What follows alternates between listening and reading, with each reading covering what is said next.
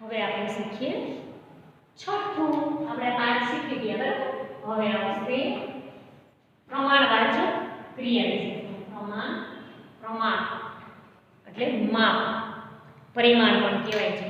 તમારે ગણિતની અંદર આવે ને કે આટલાથી આટલા ભૌમિતિકમાં પરિમાણ શું કહેવાય ને આ તે પરિમાણ પણ આને કહી શકાય કે પ્રમાણવાચક ક્રિયા વિશેષણ. હવે મોટે ભાગે લગભગ આપણે ક્રિયા વિશેષણનું નામ, એનો પ્રકાર જોઈએ છીએ ને ત્યાં જ આપણને ખબર પડી જાય છે કે શું સૂચવવા માંગે છે પ્રમાણવાચક ક્રિયા વિશેષણ. તો એમાં આવે છે કે ક્રિયાનું માપ દર્શાવતા પદને, કોઈ પણ ક્રિયાનું માપ દર્શાવતા પદને શું કહેવાય? પ્રમાણવાચક ક્રિયા વિશેષણ. સમજાય છે તમને? હા, સરસ. કેવું હોય? કેસે હોય? જરા બુક લઈને થોડુંક જ દેજો. આજે તો ખૂબ મજા આવી. સમજી તમે? હા, વેરી ગુડ મેડમ, આજ ખૂબ મજા આવી. મને જરાક જ આપજો, મને થોડુંક જ દેજો, મને વધારે ભાવે છે. આ બધું શું છે? માપ છે. હવે કેવા શબ્દો હોય વાક્યની અંદર તો તમને ખબર પડે કે આ પ્રમાણવાચક છે. તો કે ખૂબ, જરા, થોડું, જરીક, ઘણું, ઝાઝું, પુષ્કળ, વધારે, વધુ વગેરે. બરાબર? ઘણા બધા શબ્દો. હું એક વાક્ય બોલું, તમારે કહેવાનું. સૌને કિશોરભાઈ પ્રત્યે ખૂબ માન છે, આદર છે. સૌને કિશોરભાઈ પ્રત્યે ખૂબ માન છે. હા, સરસ. બધાને ખબર છે કયો શબ્દ છે? ખૂબ.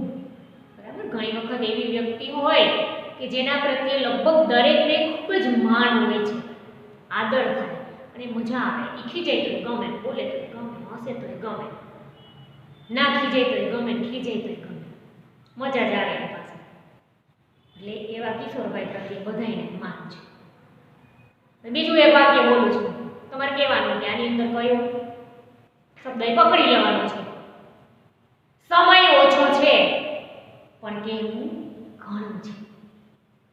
સમય ઓછો છે પણ કેવું ઘણું છે. Very good. આ વાક્યની અંદર બે આવ્યા છે, બે. બરાબર? ક્રિયા વિશેષણના પદ બે છે. કયા? સરસ. ઓછો અને ઘણો. મોટા નેતા બોલવા ઉભા થતા હોય ને ત્યારે આ સ્ટાઇલથી આમ ઊભા થઈને આમ કે મને અહીં મંચસ્થ કરી અને તમે મને 3-4 મિનિટ બોલવાનો મોકો આપ્યો એ બદલ હું આપનો આભારી છું, પણ મારી પાસે સમય ઓછો છે અને કહેવાનું ઘણું છે. આમ બોલતા બીજી 5 મિનિટ પાછી વહી જાય. બરાબર?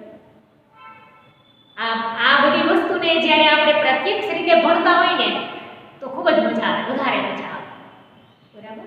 તો આમાં સમય ઓછો છે પણ કેવું ઘણું છે. એટલે આવી રીતે અપવાદરૂપ ઘણા વાક્યોની અંદર બે ક્રિયા વિશેષણ પણ આવેલા હશે. બરાબર?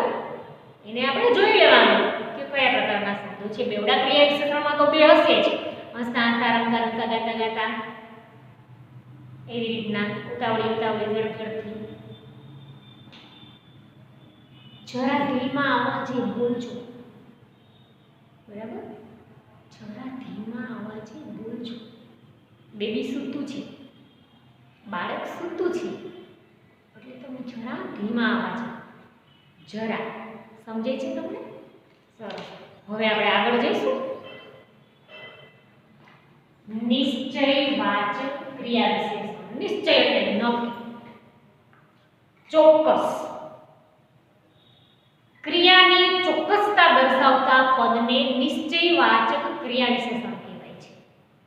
કોઈ પણ ક્રિયાની ચોક્કસતા દર્શાવતા પદને નિશ્ચયવાચક ક્રિયા વિશેષણ કહેવાય છે. કેવી? હા મેડમ, જરૂર આવજો, અવશ્ય, તારા ની બાજુમાં આવું એટલે આવું જ.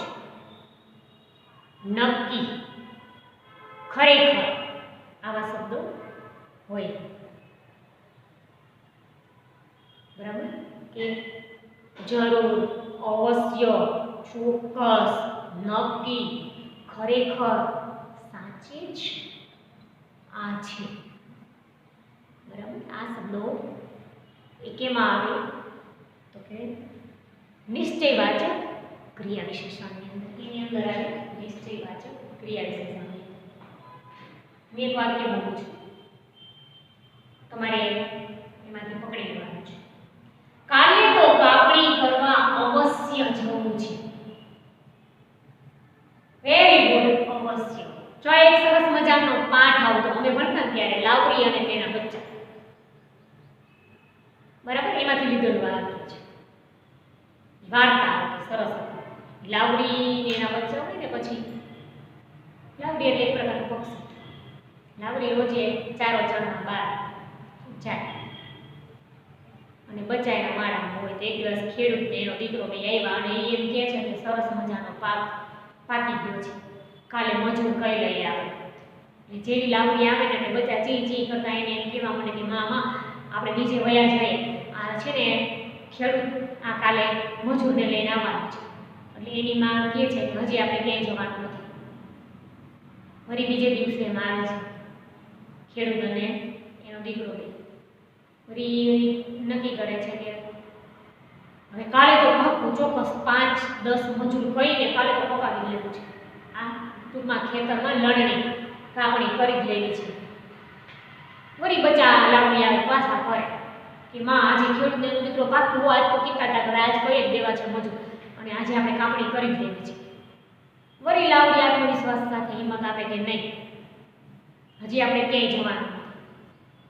ફરી કે ખેડૂત અને એનો દીકરો બે વાળી આવે છે. એટલે બંને ચર્ચા કરતા હોય કે હવે મજૂર નથી મળતા, હવે તો આપણે જાતે જ કાલે કાપણી કરવાની છે. આપણે બંને કાલે આવીને જાતે કાપણી કરી નાખશું. વળી સાંજે લાવણી આવે છે. વળી બચ્ચા એને કહે છે કે મામા કાલે તો ખેડૂત અને એનો દીકરો બંને જાતે જ કાપણી કરવાના છે અને કાપણી કરશે. ત્યારે લાવણી એને એમ કહે છે કે ચાલો હવે દંગા ઉપાડો અહીંથી. હવે આમાં બીજું સૂચન આપણને એ પણ મળે છે કે જાત મહેનત જિંદાબાદ. બરાબર, અવશ્ય એટલે કે હવે કાલે તો પાક્કા એ પોતે બંને આવે છે. અત્યાર સુધી બીજા દ્વારા એ વિચારતા હતા. બરાબર, કે આપ મુવા વિના સ્વર્ગે ન જવાય. આ કહેવત છે ને અહીંયા લાગુ પડે. અને જાત મહેનત જિંદાબાદ કોટેશન પણ લાગુ પડે કે જ્યારે આપણે આપણી રીતે મહેનત ચાલુ કરીએ ને ત્યારે એ કામ સરસથી પાર પડી શકે. એટલે કાલે તો કાપણી કરવા અવશ્ય જવું છે. એટલે આમાં શું છે? અવશ્ય. રામજીભાઈ ખરેખર સાચું બોલે છે. હા, વેરી ગુડ, ખરેખર. રીમા આજે જરૂર આવશે. બરાબર, હા, ખૂબ જ સરસ. તમને બધાને સરસ સમજાય છે કે જરૂર